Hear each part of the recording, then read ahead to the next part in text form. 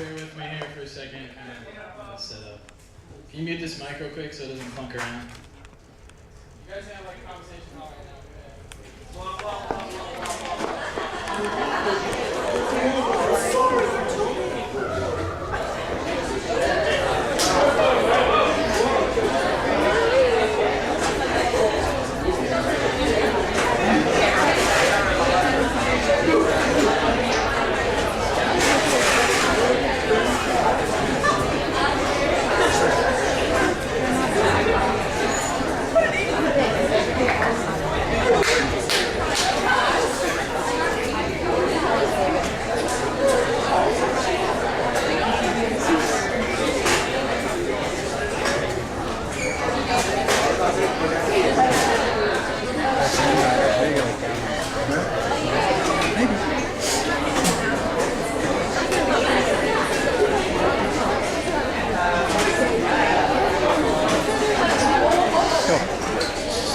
Oh, sweet.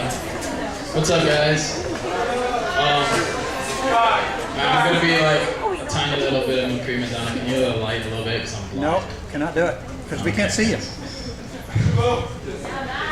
For you guys who don't know me, even though you just introduced me, which is kind of funny, I'm Matt Woodson.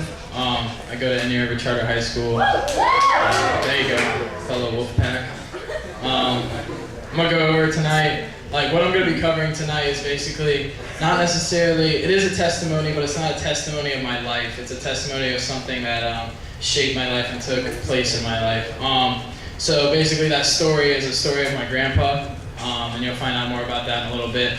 But the topic tonight, as you see on the screen, you can't really see, it was really cool graphic Jason designed. It's like all algebraic equations around there, and basically like faith is greater than worry is kind of what I came up with. And basically tonight, like, I'm going to be talking about how faith, like, pushes you through anything that you're worrying about, whether that worry be something as, in my case, you know, whether you're going to lose the life of a loved one, or whether that worry is whether you're going to ace this test, or that worry is what I'm going to do with my life after high school, or that worry is this girl going to say yes when I ask her to prom? I mean, even the smallest worries sometimes eat away at us.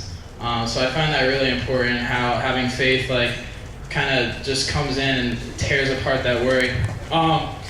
Tonight I'm pretty nervous, so when I'm nervous it helps me to play games. So I'm going to head off with a game tonight. I need like 6 volunteers. Okay, I see Blake Relic raising his hand. I also see Taylor Delaney raising her hand. I need Big Kenny over here. Let's get Big Coheed Cambria, man. I need some little people right now, like Victoria Anderson. Yep, I see you. You know, Emily Miller. That's good. I got it. Thanks, guys. I don't know where. Does anybody have the blindfolds? Are they being processed? CJ.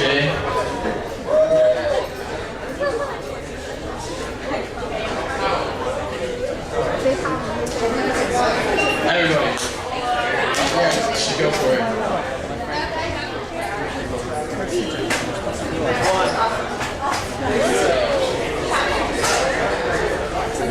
Alright, who wants to help?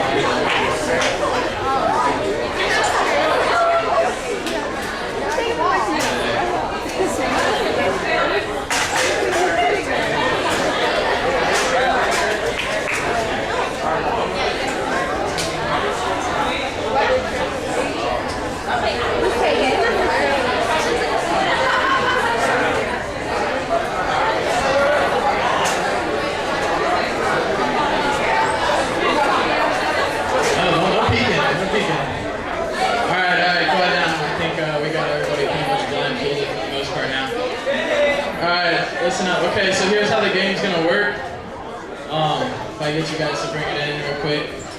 Bring it in, thanks. Alright, so how many of you guys, trust fall? Everybody knows what that is.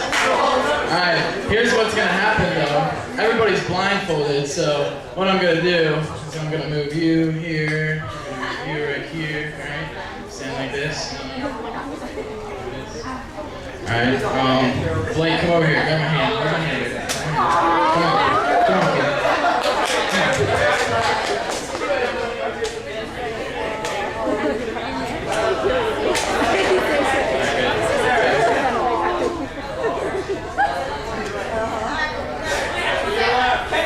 kid.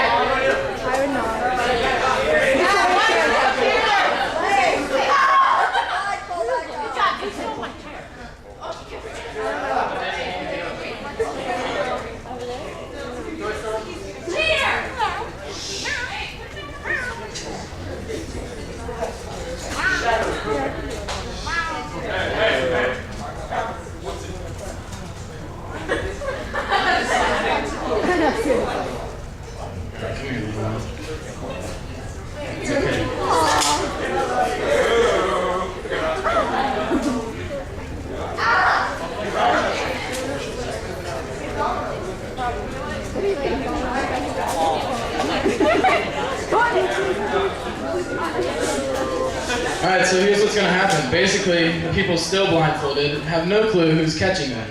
For all you know, Taylor Delane could be catching Blake Relic, but that's not going to happen because she's blindfolded. So here we go. So you guys are going to trust, you blindfoldees are going to trust that someone is able to catch you behind you. If there is someone, there might not. I'm just kidding. Alright, so on the count of three, you guys are gonna just fall backwards, alright? And you guys ready? This could be bad. Protect the investment. Alright, ready? And 1. You have to fall. Come on, it's okay. Have faith. Alright, ready? 1, 2, 3. Fall. Fall, Taylor. Fall. Taylor, fall. Good. Alright, give them a round of applause, guys.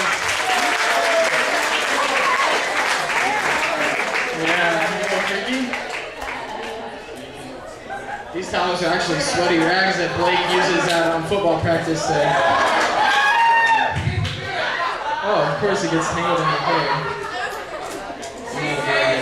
So you can just leave that tangled on for the rest of the night. Alright, so that, bring it back in, guys. Bring it back in. That game right there, besides kind of loosening me up a little bit, also kind of portrayed something that you gotta have faith.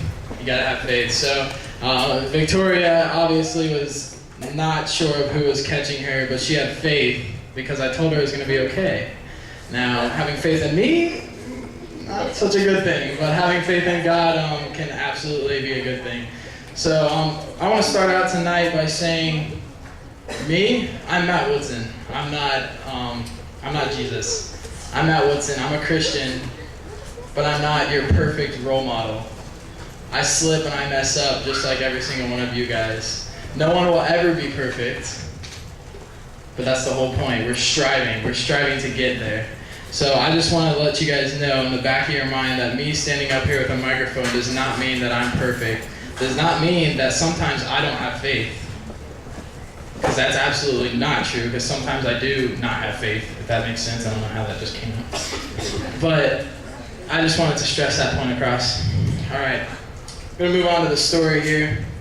You guys are going to have to kind of tag along, because there's no way in the world I can memorize like 4 pages of stuff. So I kind of have it written all out, and I'm kind of reading it and telling you guys. Anyway, I have been blessed with an awesome set of parents, but beyond that, I've been blessed with an awesome set on both sides of grandparents. I have 2 living grandparents, like 2 sets of living grandparents, and it's awesome to have that because there's someone besides buying you stuff every time you go to visit them. There's someone you can really get a lot of influence out of, and I really believe, and I truly believe that grandparents can shape our lives in different ways. So a little bit I want to tell you about is my grandpa. Richard Ferretti is his name. I got a picture of him up there when he was a young man. That was him in the Air Force many eons ago. He was an Air Force. He was actually a mechanic. He worked on aircraft carriers and stuff. But anyway, I want to tell you a little bit about my grandpa. My grandpa is an awesome guy. He provides laughter. He's a big joy ball all squeezed into one. And actually on like New Year's and stuff, he would come out in like a diaper, and he'd pretend to be Baby New Year and come out with like a little pacifier in his mouth, and it was pretty good. You can go to the next picture. That's me and my grandpa. I'm a little tyke right there, golfing in the backyard. Yeah, that was so freaking cute. I had no idea. I had no clue what happened. Yeah, me and my grandpa have been really close ever since I was little because he lives here. So my other grandpa lives in Kentucky, but he's an awesome person as well. But we've been close from a young age. This is me and my grandpa more recently this past year at the Italian American Food Festival. I don't know how many of you guys know about that. It's pretty awesome. My grandpa actually started that many years ago, 20-something years ago, I believe. By the way, for reference, that cup in his hand, that's apple juice. Okay, it's all right. It's apple juice, I promise. That was a joke. Laugh.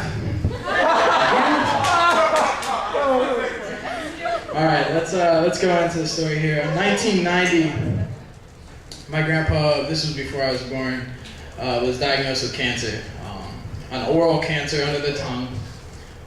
He had a major surgery at Shands Hospital in Gainesville, and that surgery consisted of cutting right here, and then they would cut right along this line, they lifted up his flap, and did stuff under there. But hey, they got that, and he was cancer-free, so that, praise the Lord. But then, unfortunately, in 2002, 12 years later, the second incident of oral cancer on the gum near the back molar was prevalent, and so that was an early detection.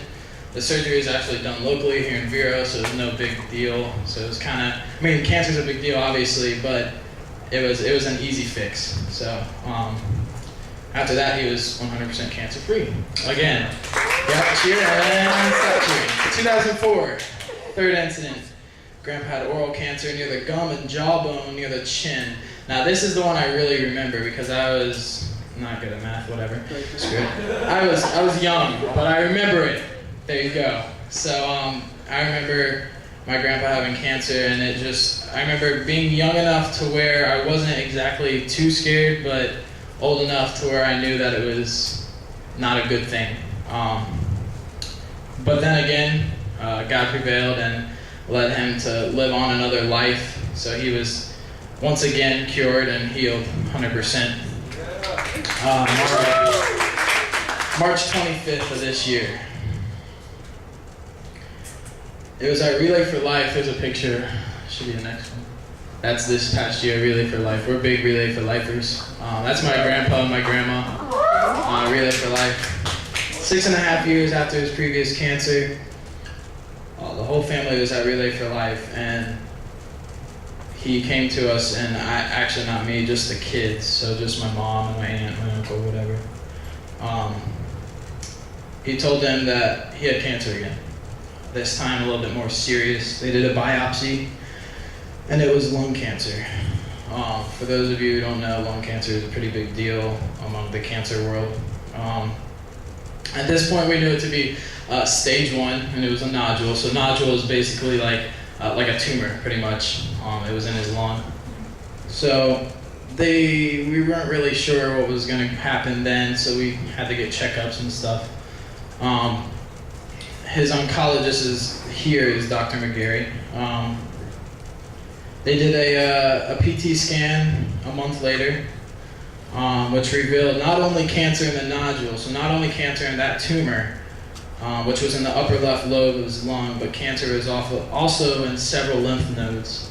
Now, lymph nodes are like little filters that go around in your body and your bloodstream. They like clot like stuff.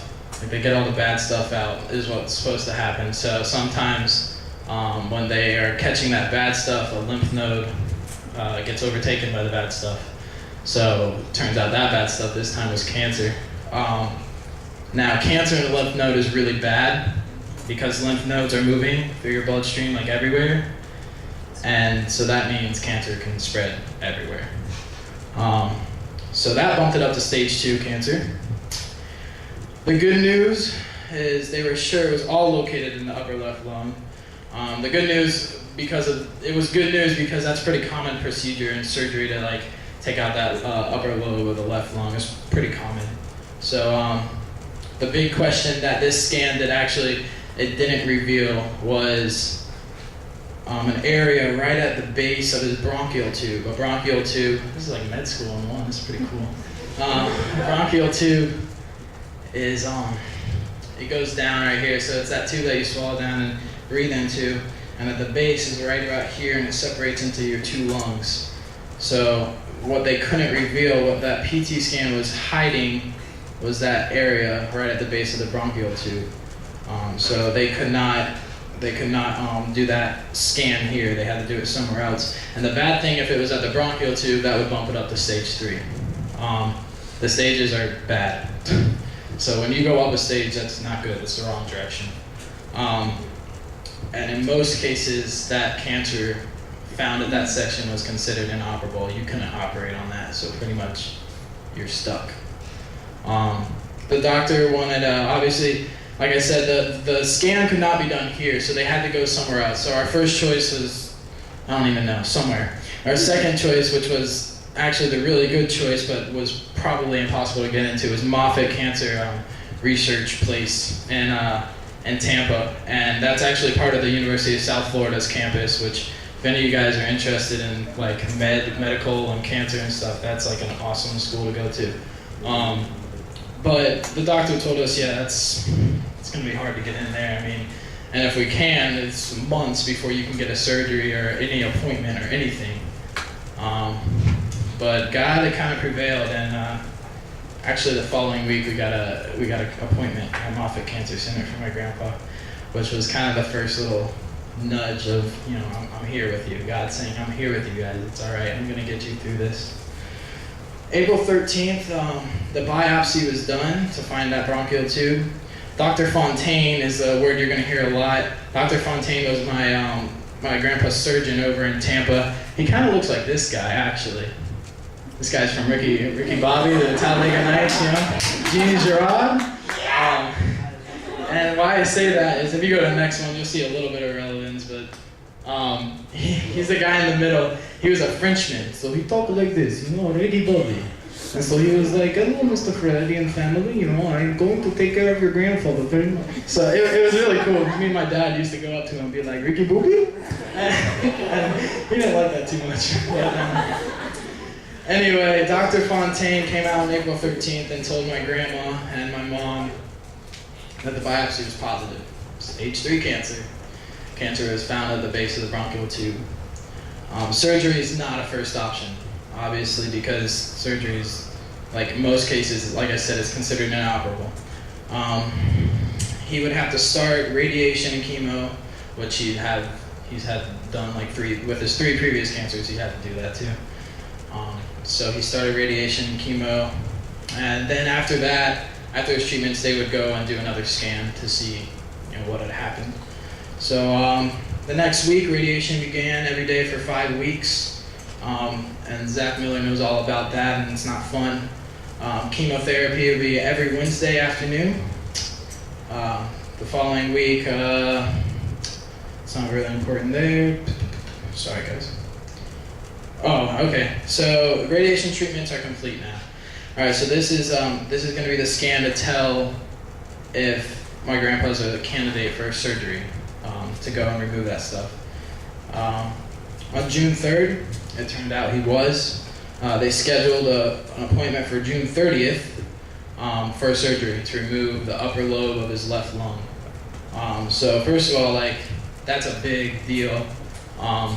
And the other part of that big deal is that it was done at Moffitt, which, like, we thank God for every day because Moffitt's such an awesome place with such awesome people. Like, everyone's walking around there with a smile.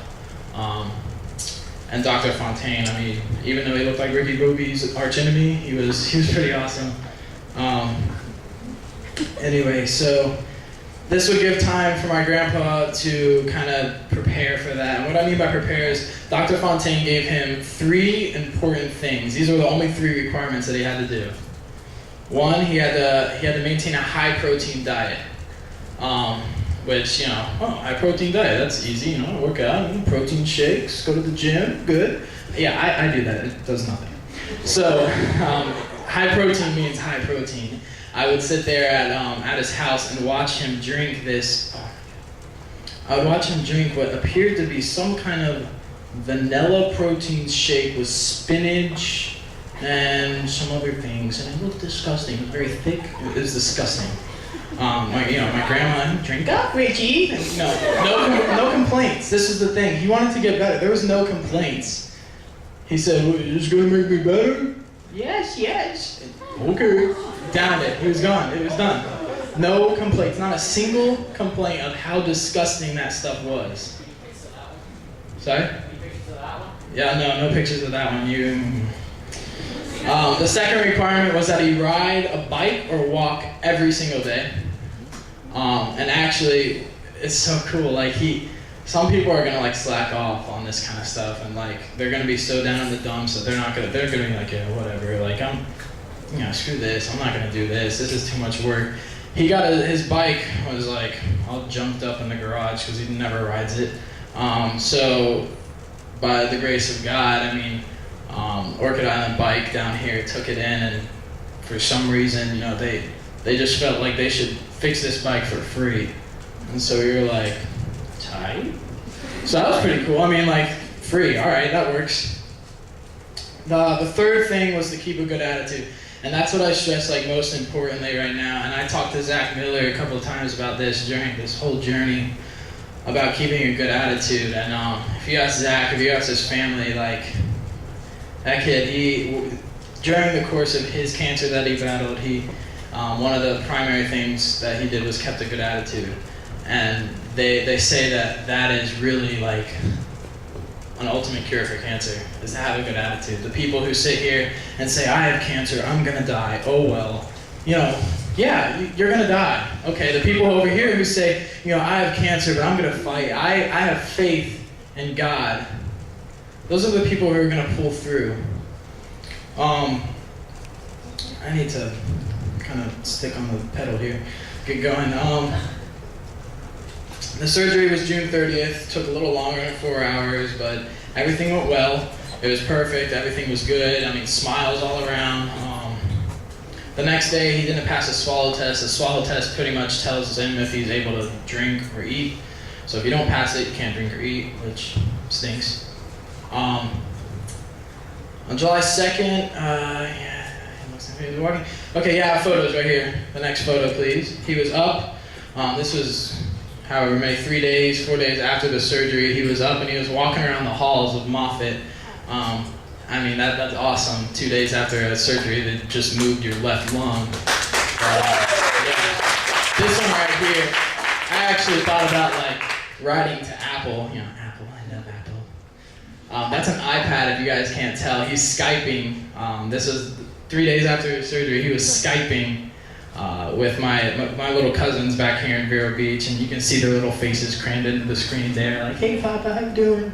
But that actually, he Skyped with them in Vero. So think about that. He's he's all the way across the state, and he's talking face to face with my little cousins. He Skyped with his brother, I think, and my cousins, Leah and Larissa, my cousins, they Skyped in Alabama. The coolest thing was, it was 1 o'clock a.m., we were still Skyping. We were on a Skype roll. We're yeah, Skype, sweet. So we were Skyping with our cousins from Italy. Now how chill is that? That was so tight. I was yo bro, that chick's in Italy right now. My grandpa was talking to a girl in Italy, and the nurses were oh, technology these days, my goodness. And so, that was pretty tight. This sort of started getting kind of bad. He was in ICU. He was moved out of ICU because he was doing good. And then a week after, he started struggling with walks, getting short of breath. He could barely walk from his bed to his little bathroom that was 2 centimeters away. They took a CT scan, which is CAT scan, to find out why is this happening to him. Turns out my grandfather had multiple pulmonary embolisms. Now that's a big fancy word for blood clots in his lungs. blood clots are not good. Blood clots in a lung that has just undergone surgery is really not good. He's immediately taken back down to ICU. I make arrangements to send him. This is where it starts getting fuzzy. They made arrangements to send him to Tampa General Hospital, which is about 30 miles away, down in the downtown of Tampa, right on the harbor. It's really cool. But they had an emergency procedure to go in with this stuff called TBA. And TBA is like a natural blood thinner to go in and like enter like this blood thinner to clear these clots. Now, normally that'd be okay, but for a person who just came out of surgery a week ago, that's not okay. It was high risk. I actually got home from work that night and had just found out, and I've never seen myself get so ticked off that no one called me at work to tell me about this. They just figured I already knew and I wasn't coming. Meantime, I was the only person not there, and so I was highly angered. So I was like, Dad, we're going right now. He's like, he did not want to deal with me at that time. So he was like, okay, son, okay. So we go, and I said, we're not driving. Some of you guys have seen my little red truck that runs around here. I said, Dad, we are not taking the red truck. That thing don't go over 50 miles an hour. So, second choice, minivan. That works. So we go out, and he's like, all right, go into the driver's seat. I was like, I'm driving, dog. I'm driving. I don't know what you're doing. So I'm pedal to the metal halfway to Tampa in the minivan while it's raining, dog. I felt so cool. I felt so cool. But what I want to kind of do right now is go to the next picture. This kind of is a chilling picture. It really sets the mood for what I'm trying to say, although I might have jokes, but this is not a joking matter right now. That picture gives me goosebumps. That's my grandpa's hands and my grandma's hands that are holding on to each other. He was completely unconscious when he came out of this procedure. He was help me out, med student. Intubated? What is it? Intubated, yep, that. He, which means you're totally out, you're not responsive at all. That was the scariest point in this whole thing for me.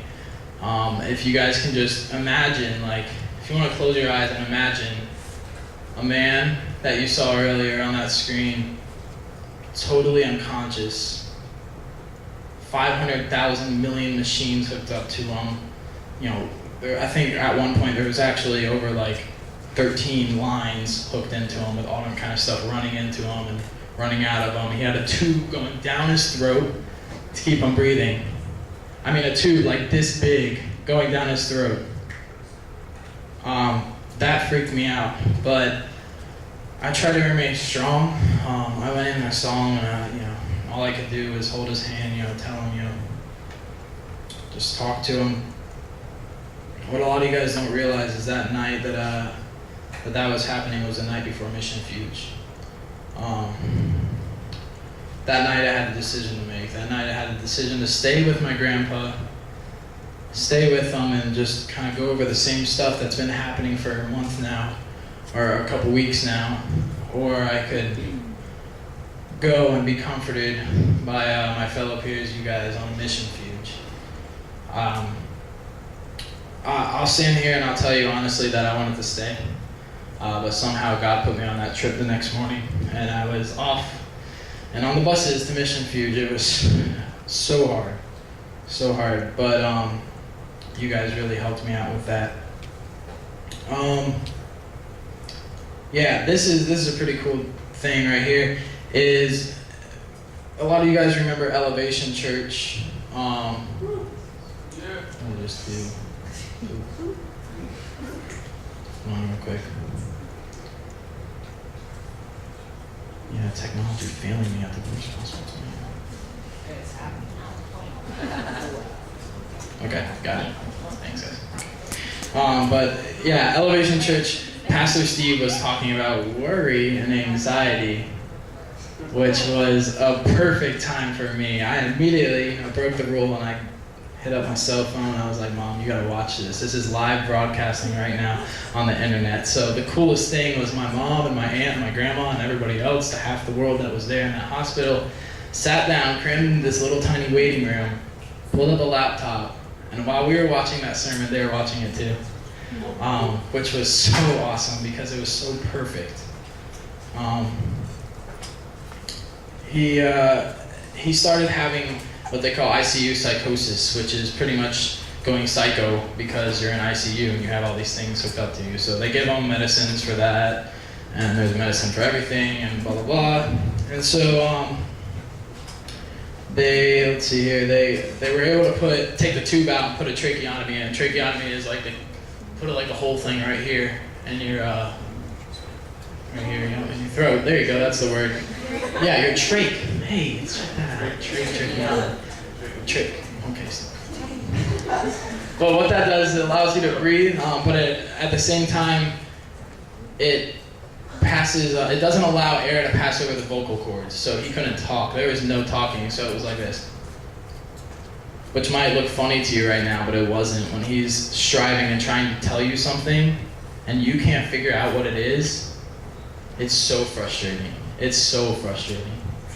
And imagine how frustrating that was for him, let alone us, but for him trying to get something out and not being able to get it out. That was hard.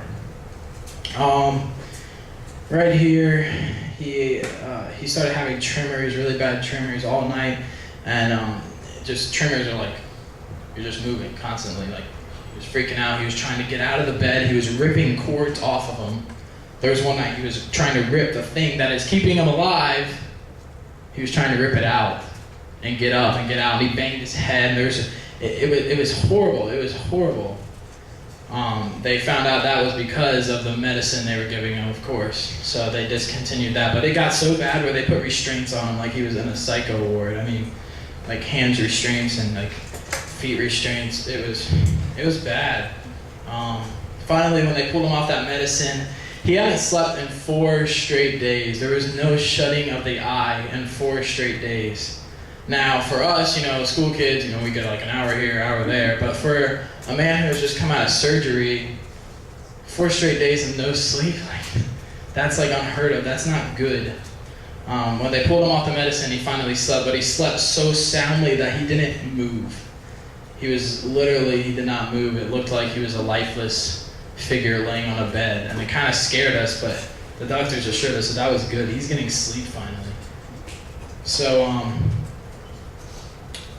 pretty much at this point in time, the doctor told us, it's bad. It's bad. He came in, Dr. Fontaine came in and told us we had 2 plans. We had plan A, and plan A was to stick through this and try to fight it off and do whatever we can to overcome this, which could not turn out well. I mean, there's no guarantee. But plan A was to work as hard as you can to overcome it. Plan B was to let go. So going in, he had said, if anything happens, I don't want to live hooked up to a machine, I want you to let me go. And so we're pretty much thinking that's what's going on right now. So the doctor came in, told us that, and we had kind of a decision to make. Even though it was his decision, he was unconscious right now. So we kind of started prepping for that. My grandma, she went in and she told him, how good of a husband he'd been, how good of a grandfather he'd been, what a wonderful man he was, all while he was unconscious. The rest of the family kind of filed in that same fashion, did the same thing. I went in. I wasn't there at this point, so it was hard for me. But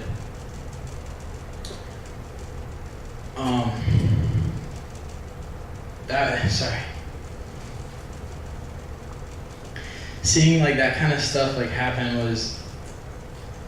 it's the worst feeling.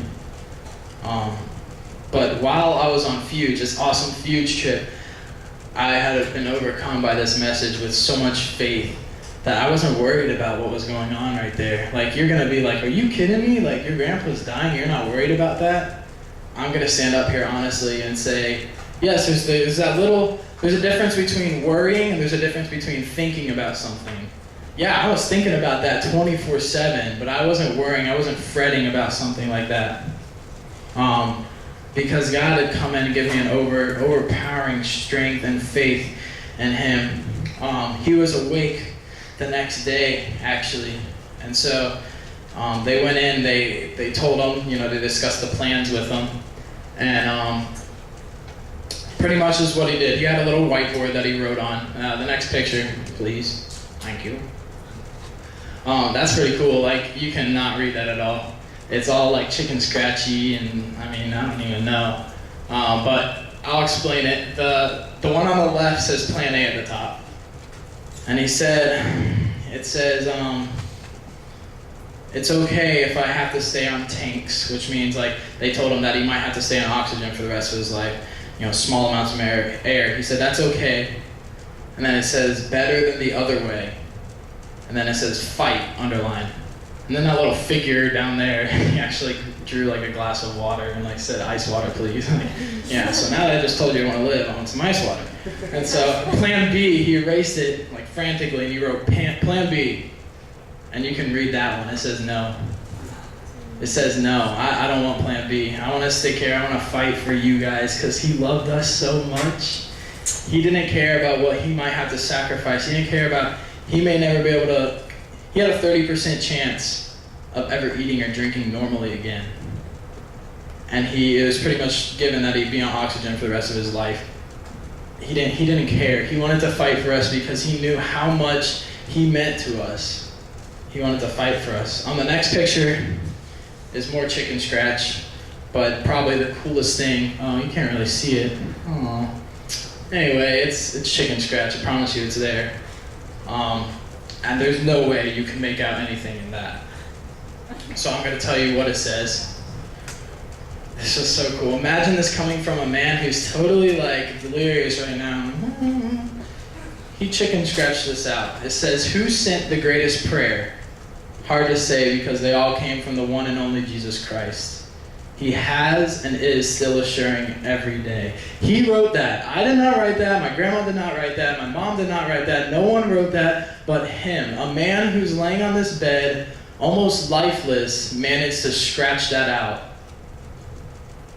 That's crazy. I'm sorry, that's crazy. Right now it's gonna be kind of a commercial break from the story. I'm gonna go into the message a little bit, running out of time here. I'm gonna go into worry. What I said earlier was, I'm gonna work the equation backwards. You saw the equation said faith is greater than worry. I'm gonna work it backwards. I'm gonna go with worry first. Like I said earlier, anything that you're worrying about falls into this category.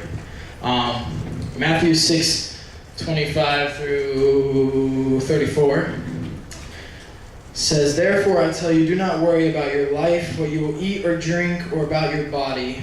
What you will wear is your body, what you will wear. It is not important than food, and the body more important than clothes.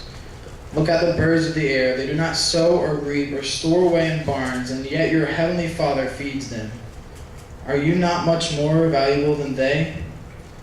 Who of you, by worrying, can add a single hour to this life? And why do you worry about clothes? See how the lilies of the field grow. They do not labor or spin. Yet I tell you that not even Solomon in all his splendor was dressed like one of these. If that is how God clothes the grass of the field, which is here today and tomorrow is thrown into the fire, will he not much more clothe you?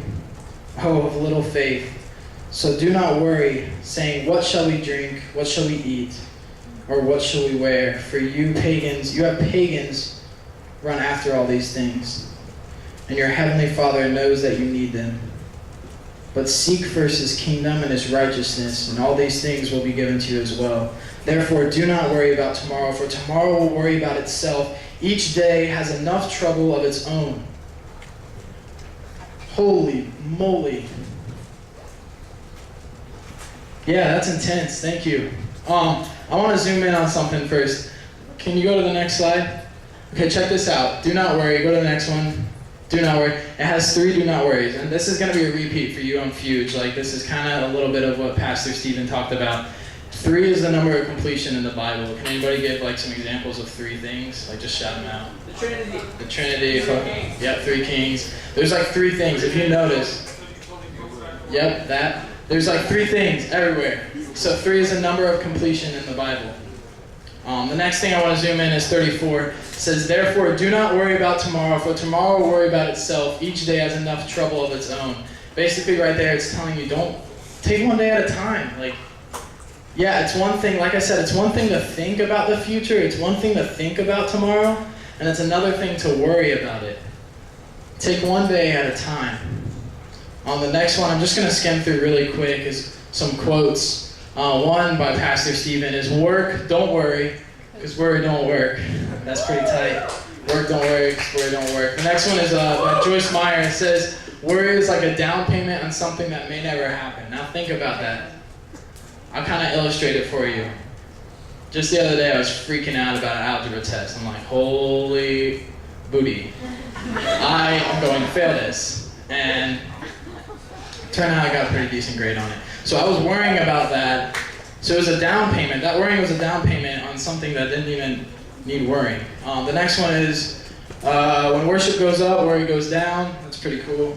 Anyway, Isaiah 41:10 says, do not fear, for I am with you. Do not be dismayed, for I am your God. I will strengthen you and help you. I will uphold you with my righteous right hand.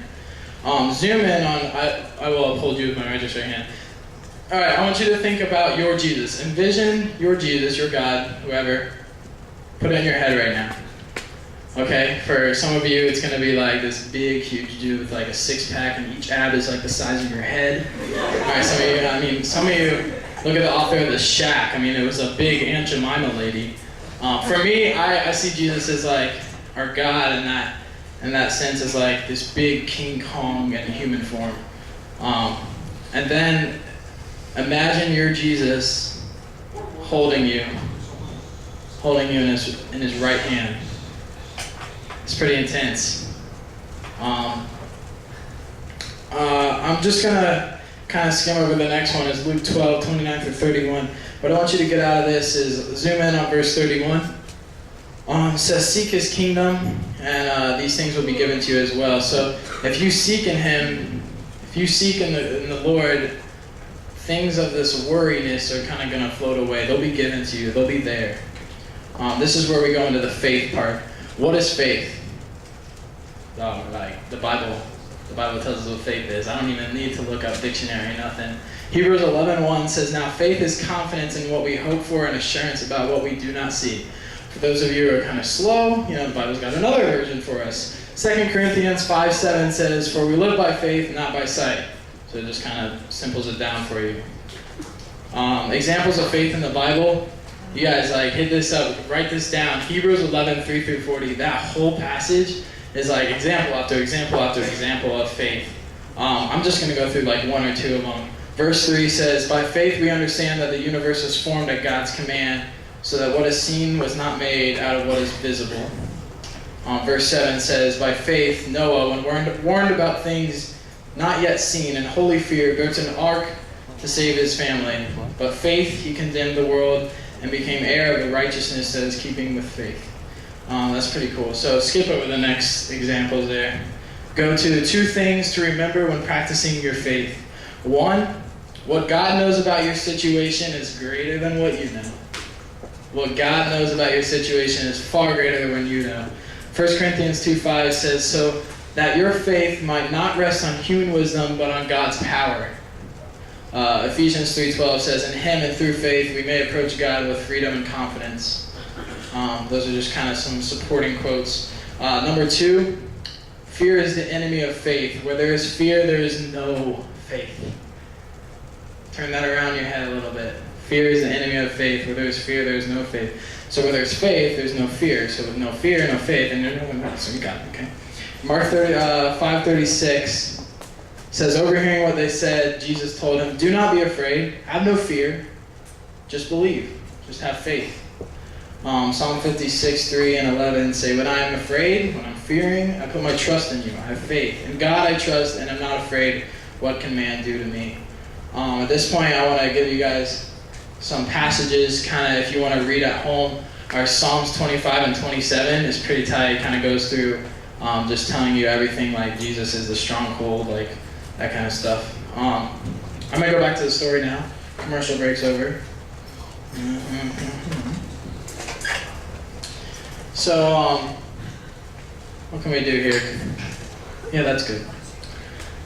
We left off at plan A and B, right?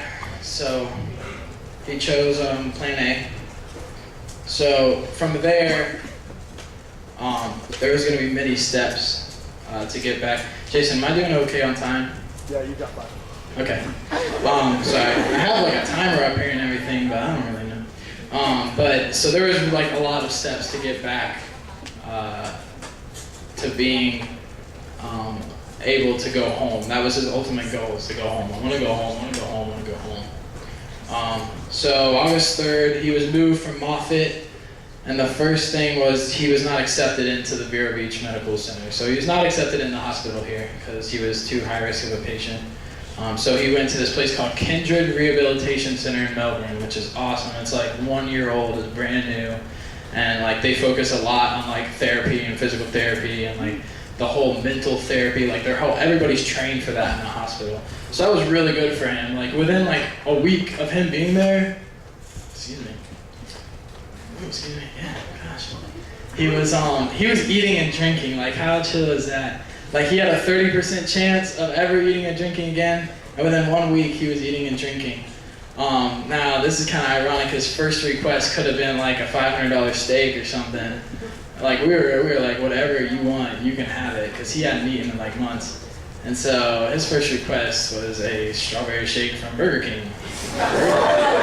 Anyway, that's what he requested. That's what he got. So he was off the ventilator completely. The ventilator is what's pumping in and out. He was just on a little thing of oxygen. So after a few weeks there, he actually was moved back to Health South in Vero Beach, which was a big step for us. He was finally in the city of Vero Beach. We ran into a little bit more complications there. One night he woke up with like a fever and his heart rate was up and he was sweating and it was just not good. So he was rushed to the ER and they did some stuff and he sat there for a couple days. But it was just kind of another bump in the road, but we overcame it. But because he was so weak, they wouldn't accept him back in Health South, so he had to go somewhere else now. So we went to this Royal Palm place and yada yada. I'm getting to the point. September 17th, think about that, that's like 2 weeks ago almost. Papa, I call him Papa. Papa came home. There's a picture for you guys right there. That's my grandfather. That's my grandfather sitting in his wheelchair in his own house. After 2 3/4 months, he was home. That was so cool. That day was so awesome.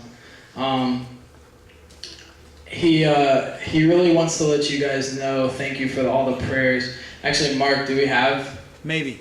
Maybe? All right, we're going to try something real quick. There might be something here. Is the video up? Let me show you something. See if this works. That one didn't fly? No. Yeah. Try it, see if it'll fly now. No. Sorry. Not gonna fly. No? No, it didn't fly. Alright, I don't care. I'm gonna turn this little guy around. I'm gonna let you guys watch something here. But you guys gotta be quiet because you can't hear it. No, I'm not sticking the microphone to the computer. Crazy.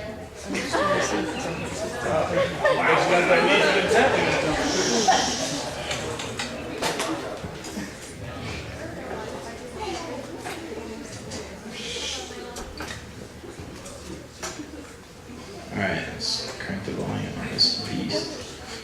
Alright, angle down, or is that kind of good-ish? Alright, guys, be quiet real quick.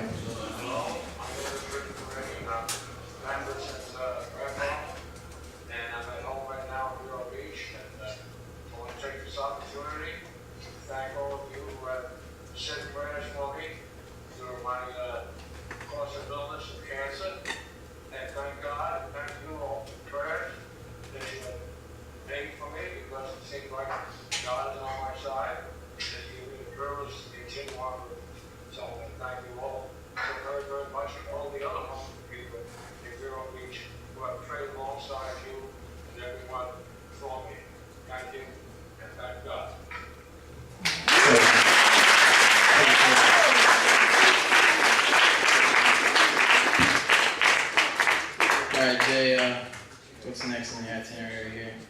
I think Jason's gonna come up. But that's pretty much my story, guys. Kind of go away from this with learning to have faith, because it'll get you through anything. So Matt just told you a little bit about something that he had going on in his life that he was worrying about for months and months. But there came a moment where he knew he had to put his faith in God and trust God. My suspicion is that at this point in the school year and in the course of your life that you might have something that you're really worried about right now. It could be anything. I'm not even going to suggest what it might be, but I suspect that you might be worried tonight about something. The youth staff are going to be handing out these little yellow slips of paper.